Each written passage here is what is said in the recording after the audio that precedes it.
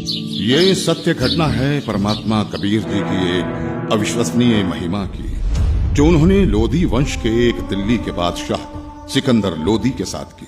सिकंदर लोदी दिल्ली के तख्त पर काबिज एक ऐसा बादशाह जो जबरन लोगों का धर्म परिवर्तन कराता था। ये सत्य घटना उस समय की है जब दिल्ली के बादशाह सिकंदर लोदी को जलन का रोग हो जाता है।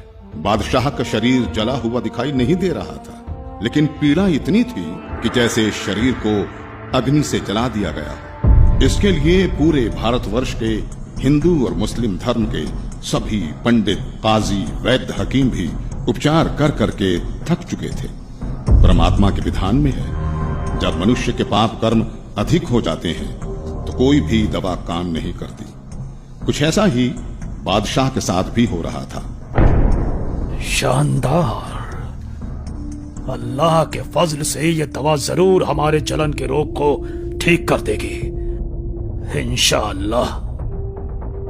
राजा सिकंदर लोदी ने सभी प्रकार की औषधि सेवन की, बड़े बड़े वैद्य बुला लिए गए, लेकिन बादशाह पर कोई भी औषधि काम नहीं कर रही थी। यहां तक कि सिकंदर लोदी ने उन्हें ठीक करने के बदले मुंह भोला इनाम भी रख दिया था, लेकिन सर्व उपाय निष्फल ही रहे। बादशाह सलामत, अब आपकी तबीयत कैसी है? पीर जी, हमें जरा भी आराम नहीं हुआ। बाहर से नहीं दिखता, लेकिन पीड़ा इतनी अधिक होती है कि जैसे किसी ने हमारे शरीर को जला दिया हो। बादशाह सलामत, हम सभी ने आपको वो हर दवा दी है जो ऐसे रोग में दी जा सकती है। बादशाह सलामत, लगता है ये कोई लाइलाज बीमारी है जिसका ठीक होना नामुमकिन है। गुस्ताखी माफ बादशाह, अगर आपकी इजाजत हो तो हम आपसे कुछ कहना चाहते हैं, क्योंकि हम सबको ये पता है कि आपको ये लाइलाज रोग अल्लाह की मर्जी से हुआ है, तो इसका इलाज भी हम वैद्य नहीं बल्कि कोई पहुंचा हुआ संत फकीर ही कर सकता है।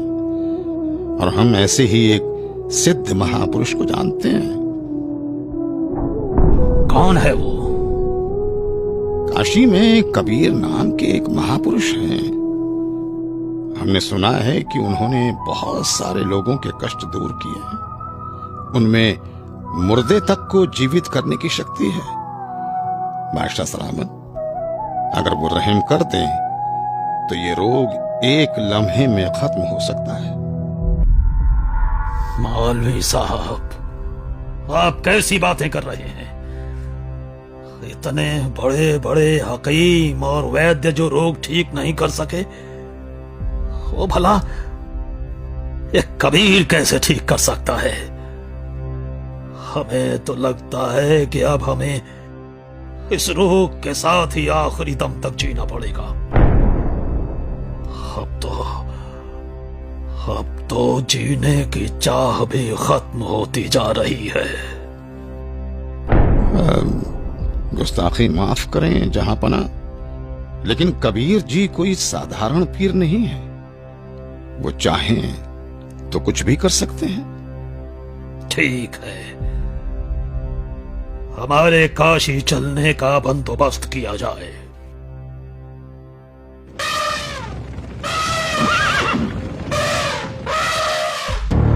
काशी नरेश महाराज वीर देव सिंह बघेल की जय हो। कहो दूत, क्या संदेश लाए हो? काशी नरेश, बादशाह सिकंदर लोदी इस समय अपने जलन के रोग के कारण बहुत परेशान हैं। उन्हें बताया गया है कि यहाँ कबीर नाम के एक महापुरुष हैं जो बादशाह के जलन के रोग को ठीक कर सकते हैं। इसीलिए बादशाह जल्दी ही काशी पधारने वाले हैं। ठीक है, संदेश भिजवा दीजिए। हमें बादशाह के आने का इंतजार रहेगा।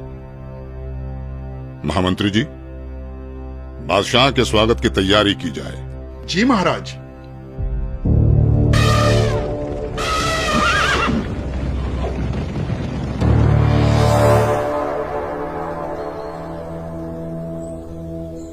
बादशाह सलामत, कृपया भोजन ग्रहण करें।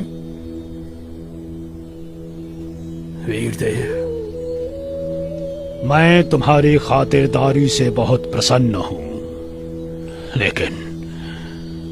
लेकिन मैं कुछ भी खा नहीं सकता। मैं अपने जलन के रोग से बहुत ज्यादा परेशान हूं। इस समय पूरे जहां में हमसे ज्यादा दुखी कोई नहीं। मुझे मालूम हुआ है कि यहाँ काशी में कबीर नाम के कोई संत हैं। आप उनके बारे में जरूर जानते होंगे, इसलिए मेरी ख्वाहिश है कि आप हमें कबीर जी से मिलवाओ। सुना है इस पृथ्वी पर केवल वही एक हैं जो मेरे इस रोग को ठीक कर सकते हैं, वरना अब केवल आत्महत्या करना ही बाकी रह गया है। बादशाह सलामत, अब आप बिल्कुल ठीक जगह आ गए हैं। निश्चय ही अब आपका जलन का रोग ठीक हो जाएगा। ऐसी क्या खास बात है उन कबीर में, वीरदेव? हे दिल्ली के सम्राट, कबीर जी कोई साधारण व्यक्ति नहीं है, बल्कि भगवान खुद ही कबीर जी के रूप में आए हैं। यदि कबीर देव जी की दया दृष्टि हो गई तो समझो आपका कष्ट हमेशा हमेशा के लिए दूर हो जाएगा। इंशाअल्लाह। वीरदेव, अगर ऐसा है तो जल्द से जल्द उस संत को हमारे पास लाया जाए। आपका आदेश सर आंखों पर बादशाह सलामत। लेकिन मेरी अर्ज है आपसे। बेफिक्र होकर कहो। बादशाह, कहते हैं कि संत को कभी आदेश देकर नहीं बुलाना चाहिए, और कबीर प्रभु जी तो संतों के संत हैं। फिर भी यदि हम उन्हें आदेश देकर बुलवा भी लें और उन्होंने आपके रोग को दूर करने की कृपा ही नहीं की, तो फिर उनका आना ना आना एक समान होगा।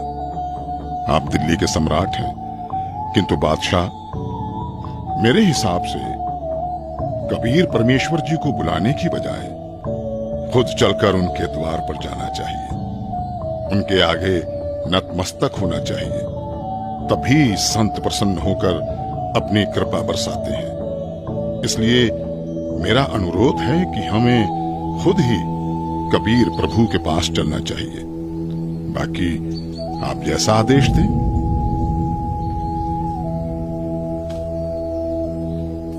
ठीक है, मुझे अभी कबीर जी के घर ले चलो। मैं अभी के अभी कबीर जी से मिलना चाहूंगा।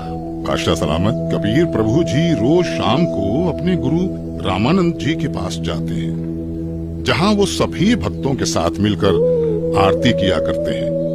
अभी हमें श्री रामानंद जी के आश्रम ही चलना होगा। इंशाअल्लाह। हे परवरदिगार, लाज रखना।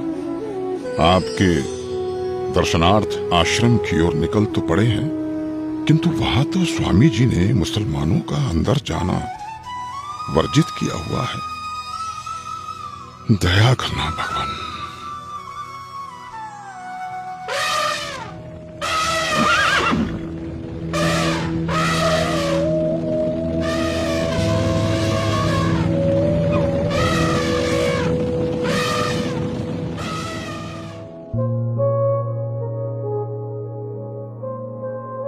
हे भक्त, क्या कबीर जी आ चुके हैं? अभी नहीं आए हैं राजन, आने ही वाले हैं। इस समय वो अवश्य आते हैं। कोई बात नहीं वीरदेव, चलो अंदर आश्रम में बैठकर कुछ देर इंतजार कर लेते हैं। जी बादशाह सलामत।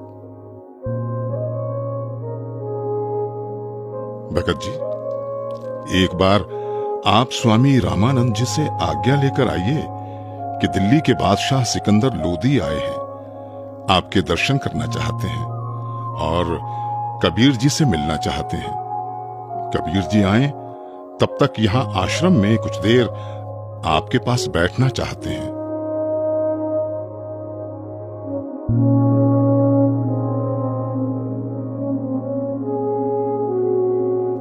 प्रणाम गुरुदेव। गुरुदेव, काशी नरेश वीर देव सिंह और दिल्ली के बादशाह सिकंदर लोधी आए हैं। उनको कबीर जी से मिलना है। उनके आने तक वो आश्रम में बैठकर इंतजार करना चाहते हैं। क्या कहा? सिकंदर लोधी? जी गुरुदेव। उन मांस खाने वाले पापी मुस्लिम मलिच्छों के लिए यहाँ आश्रम में कोई जगह नहीं। कह दो उसे कि बाहर ही इंतजार करे।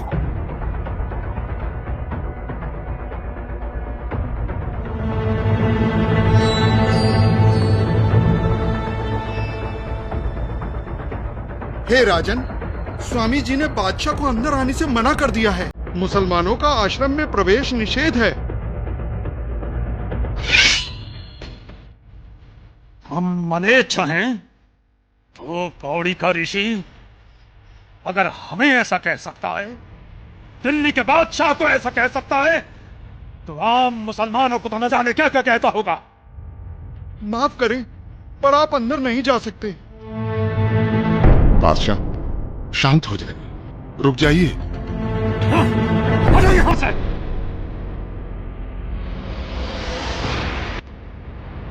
आमानंद हमें काफिर और मलेच्छ कहता है।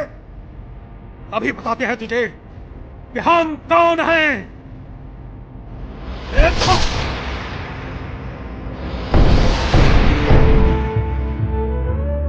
हे कबीर प्रभु, ये क्या किया आपने? अनर्थ हो गया बादशाह सलामत, अनर्थ हो गया।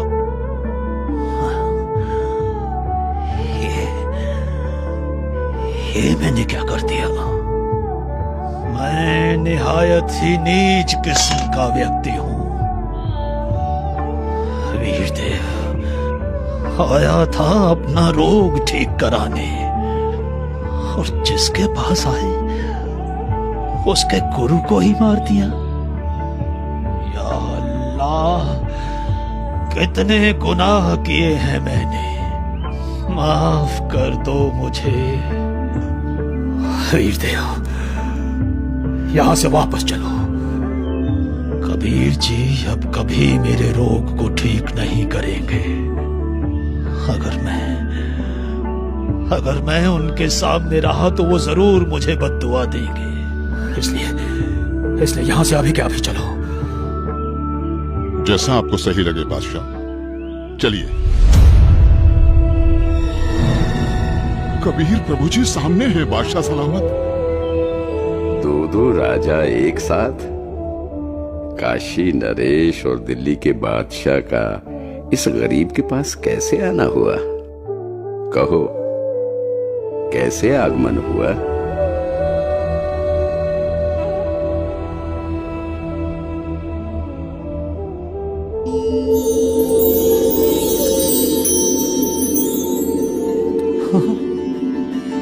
मेरी जलन,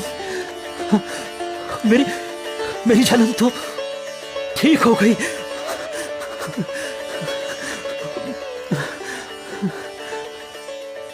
हे अल्लाह की ज़ात, मुझे माफ कर दो। मैं बहुत नीच आत्मा हूँ, मैं बहुत पापी हूँ। क्या बात है राजन?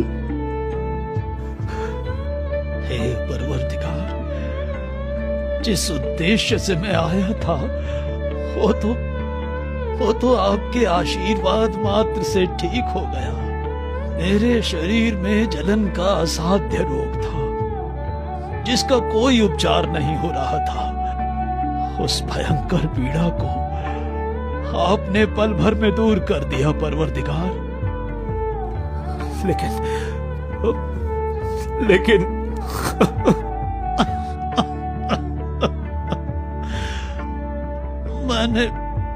मैंने एक जुल्म कर दिया। मुझे माफ कर दो परवरदिगार, मुझे माफ कर दो। आप इतने दुख से भरे हुए और डरे हुए क्यों हैं? भगवान, हमें माफ कर दो मुझे। ठीक है, मैंने माफ किया। नहीं परवरदिगार, आप मुझे माफ नहीं करेंगे। राजन, आप व्यर्थ में व्याकुल ना हो। मैंने आपको माफ कर दिया। बताओ क्या हुआ? मुझसे एक निहायत ही बड़ा अपराध हो गया है। अगर आप उस अपराध को सुनेंगे तो आप मुझसे खफा होकर मुझे बद्दुआ देंगे और मैं फिर से वैसा ही हो जाऊंगा जैसा यहां आया था।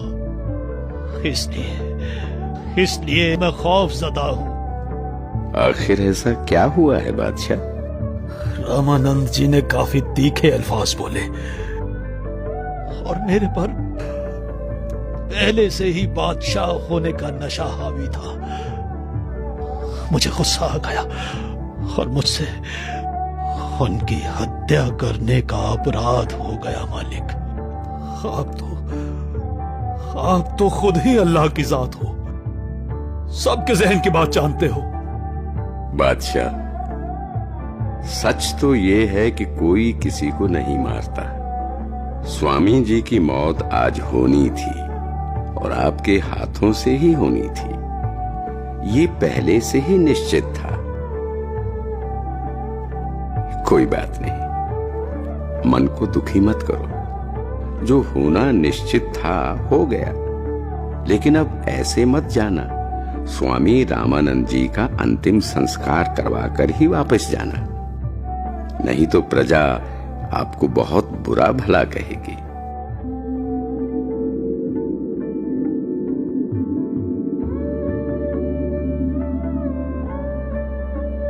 वीरदेव, आज मुझे अल्लाह मिल गए, ऐसे महापुरुष जिनके आशीर्वाद देते ही मैं स्वस्थ हो गया।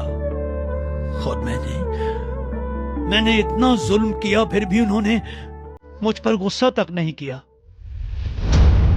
राजा ने ये क्या किया? अनर्थ हो गया।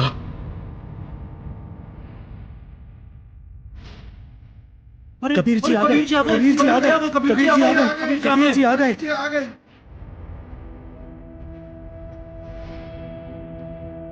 हे भगवान, सिकंदर लोधी ने अपने गुरुदेव की हत्या कर दी।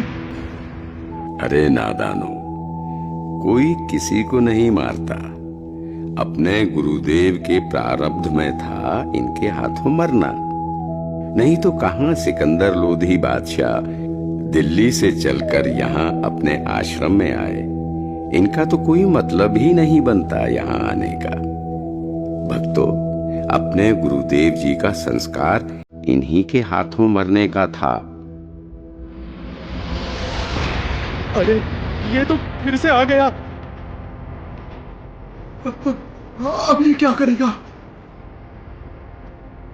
गुरुदेव, आरती का समय हो गया।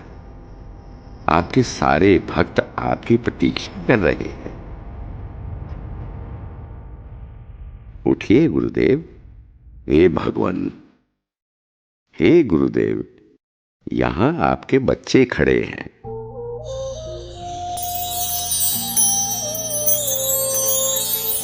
भगवान, बंदी छोड़ कबीर साहेब की जय हो। बंदी छोड़ कबीर साहेब की जय हो। हे कबीर देव जी, ये मेरे शरीर के आधे हिस्से से खून और आधे हिस्से से दूध कैसे निकला? क्या राज है इसके पीछे? गुरुदेव, आप तो परम ज्ञानी हो, आपको तो सब पता है। आप तो बस मुझे महिमा देना चाहते हैं, इसलिए आप मुझसे ये प्रश्न कर रहे हैं। गुरुदेव, आपने अपने इस दास कबीर को गुरु मंत्र देकर हिंदुओं से तो छुआछूत की बुराई को दूर कर दिया, लेकिन मुसलमानों से आप अभी भी नफरत करते हैं।